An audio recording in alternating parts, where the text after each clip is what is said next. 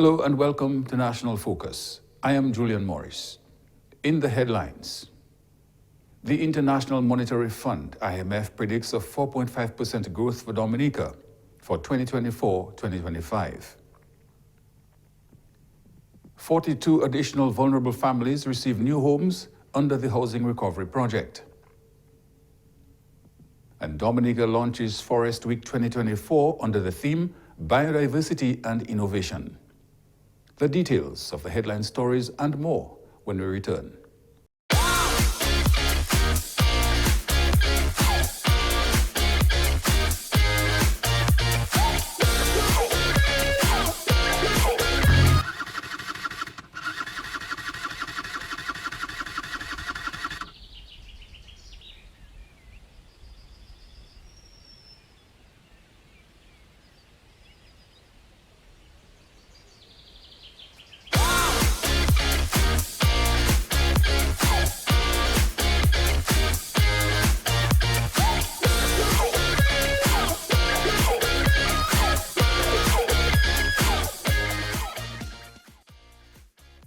Ride safe, wear a helmet, safer roads in the nature aisle. This message was brought to you by the government of the Commonwealth of Dominica.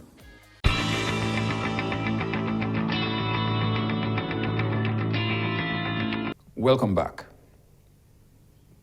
With the conclusion of the 2024 Article 4 mission, the International Monetary Fund has predicted a 4.5% growth for Dominica, painting a positive economic outlook for the island for 2024-2025.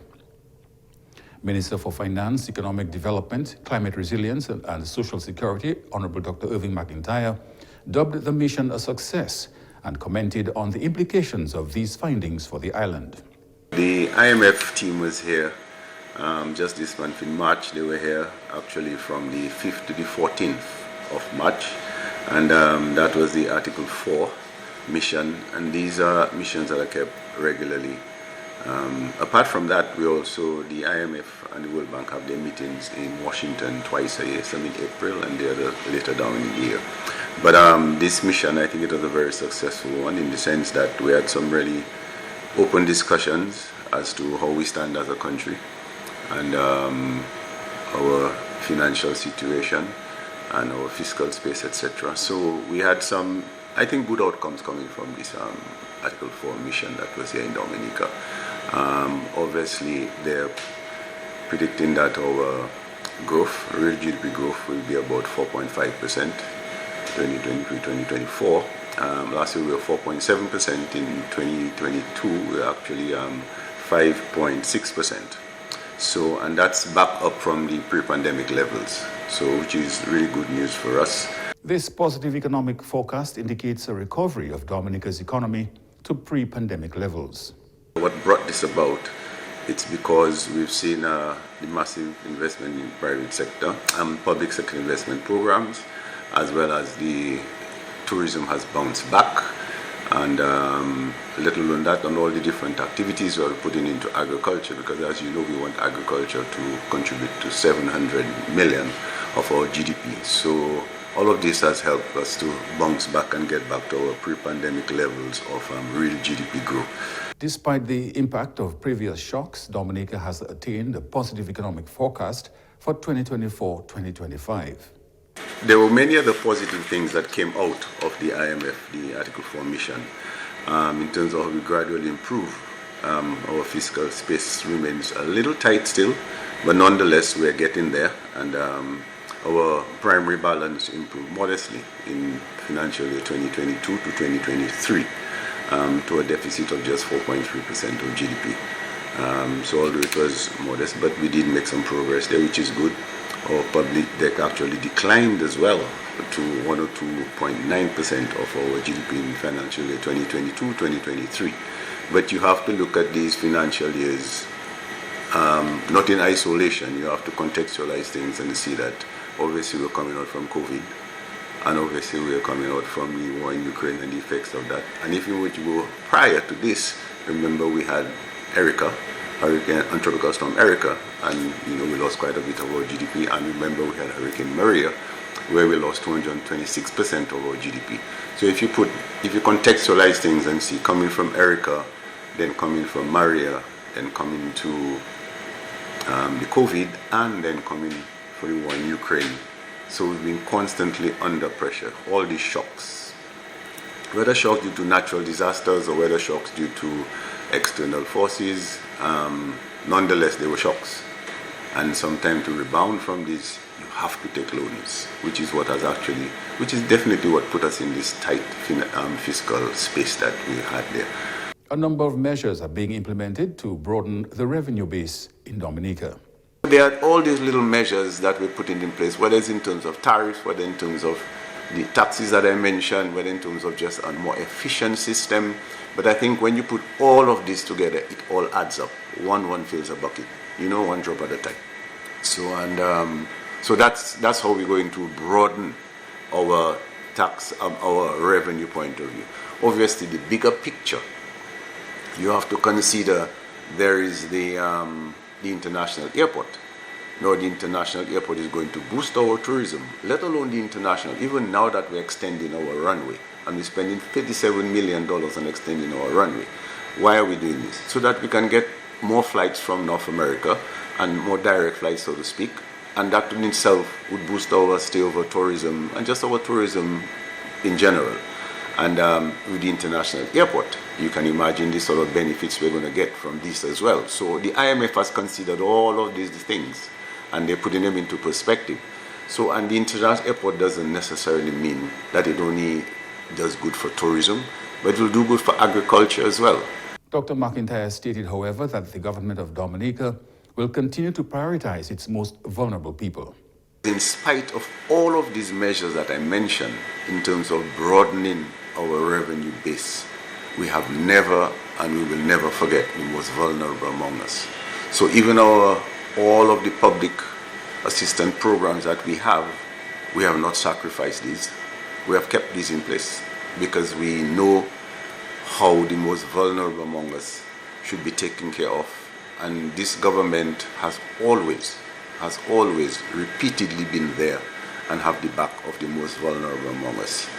Another 42 vulnerable Dominicans have now been touched by the government of Dominica's ongoing housing revolution as they received keys to new homes under the Housing Recovery Project. The Housing Recovery Project is the brainchild of the government and funded by the World Bank as a response to the devastation caused by Hurricane Maria in 2017. To date, over 230 residents have received keys to their new homes under this project. The project is a testament of the government's commitment to achieving Dominica's climate resilience and recovery plan target to ensure that over 90% of our housing stock is built or retrofitted in accordance with resilient building standards. The HRP affirms our commitment to the Sustainable Development Goals to ensure that we reduce inequalities in our nation and we achieve sustainable cities and communities. The fact that we just recently handed over 73 homes a mere 3 months ago is a testament of the hard work that has gone into the outputs of this project.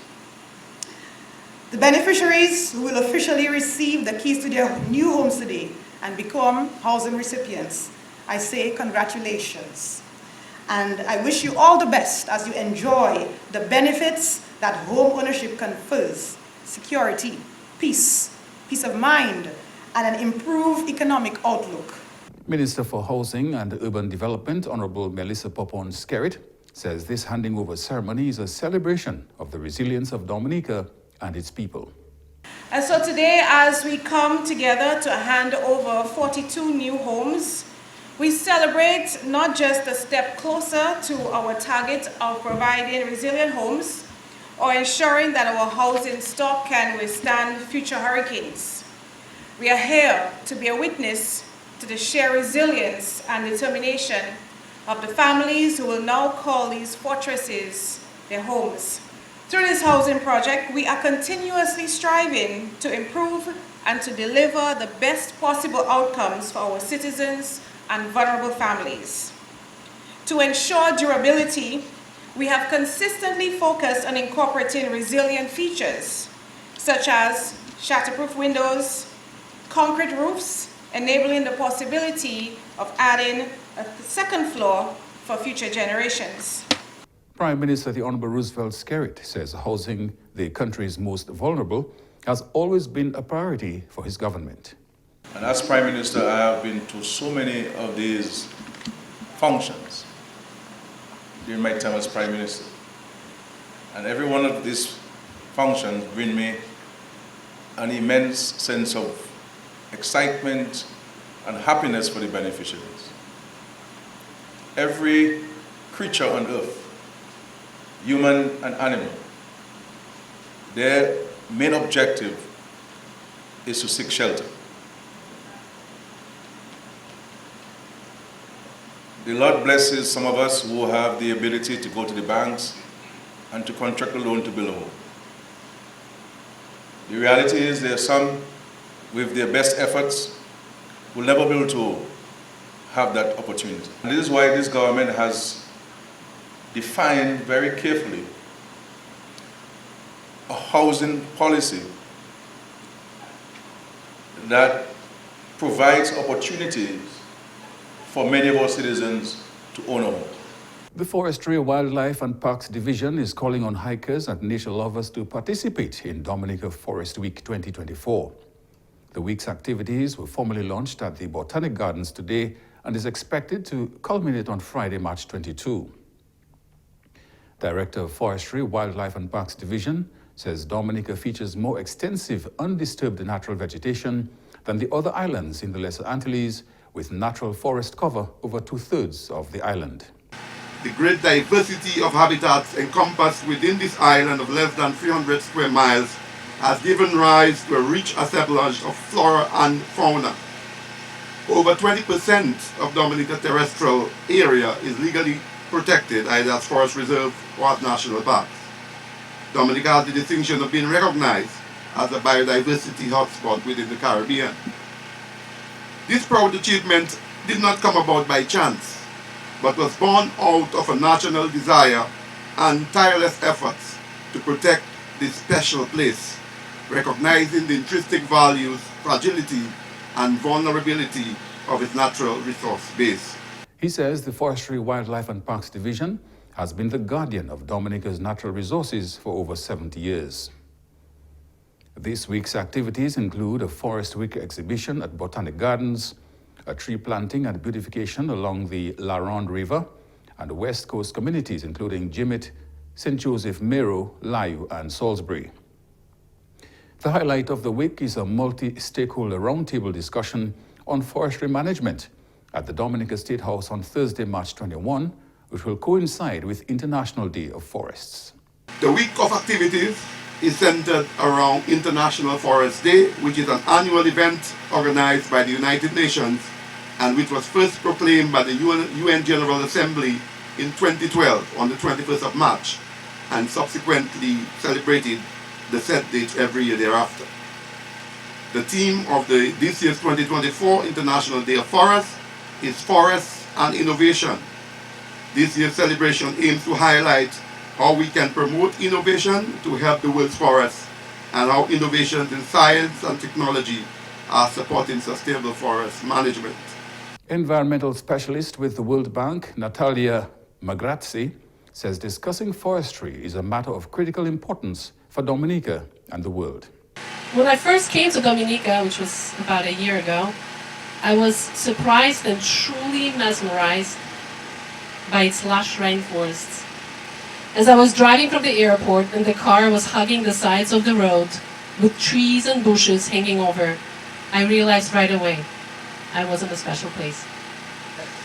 I later learned that these forests are the reason why the island enjoys fresh, clean water, clean, crisp air, which are truly so rare around the world. The forests are also home to many rare plants and animal species, a rich tapestry of biodiversity that's unparalleled in the region. But the forests of Dominica are not just the source of natural beauty, they are the guardians of the island's ecological balance, providing essential services such as water regulation, soil stabilization, and of course carbon sequestration. She says the urgency to protect the forest cannot be overstated As we face climate change and biodiversity loss, Dominica's forest stands as a beacon of hope and resilience. They're a testament to the island's commitment to preserving its natural heritage for future generations. Forestry Week just serves as a timely reminder of this crucial role that forests play in our lives. Through a series of events, as Mr. Burton pointed out, including educational program, tree planting initiatives, community engagements, Forestry Week aims to foster greater appreciation for the importance of forests, forest conservation and sustainable management practices in Dominica. Minister for the Environment, Honorable Kozia Frederick, said we who are alive today are holding these natural resources in trust for future generations. It is a privilege for me to both celebrate and to help to cherish the wonderful natural features or wonders of our wonderful island. And just to remind everyone that this wonderful nature island was entrusted to us by our Kalinag warriors and also the Negmawa. I believe it was a hereditary chief in the northern continent, sometimes wrongly called North America, Canada, who said that we must protect the forests for our children, grandchildren, and children yet to be born. We must protect the forest for those who can't speak for themselves, such as the birds, all the animals, the fish, and the trees. And I believe it was former President of the United States, Franklin Roosevelt, who said, "Forests are the lungs of our land, purifying the air and giving fresh strength to our people." The Honorable Minister says this year's Forest Week is celebrating our protected areas. It is another opportunity to have a wider national awareness and understanding of these precious assets. These protected areas ensure that our biodiversity remains intact. Now we may wonder why it is so important to speak about preserving biodiversity. The importance of protecting our nation's biodiversity must be on the forefront of all actions. Or because our biodiversity is the foundation that supports healthy forests and the critical services that they provide. These protection make many things possible. Our agriculture, our tourism industry, our hydroelectricity, our drinking water, our health, and also our cultural heritage. The minister made the point that biodiversity protection is a vital cornerstone of our sustainable development. He called for continued strengthening of cross-sectoral relations and collaboration with local stakeholders and international partners. This week's multi-stakeholder roundtable discussion on forestry management is expected to provide greater insight into the work of the Forestry and Wildlife Division. This event held at the State House will gather local beneficiaries, major government stakeholders, and international partners. It will definitely, Director, provide a platform for exchanging experiences and also to discuss all of the wonderful strategies that we can put forward as it relates to forestry management.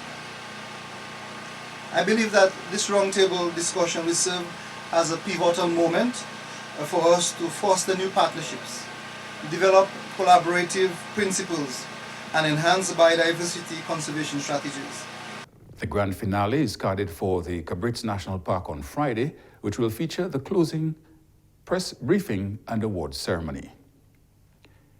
This week's program is a collaboration between the Forestry Division, Ministry of Environment, Rural Modernization, Kalinago Upliftment and Constituency Empowerment, the World Bank, and the Pro-Green Fund. You are watching National Focus. More when we return.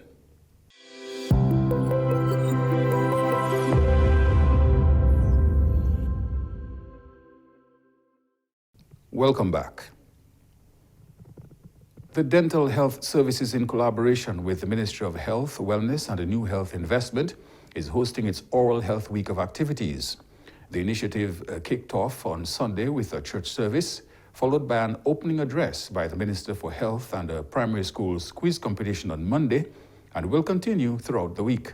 On Tuesday the 19th, we are having a debate among the students of the State College.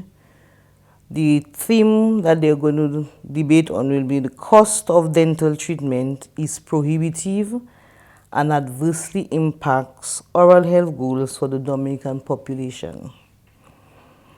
On Wednesday, the 20th of March, we have the World Oral Health Day.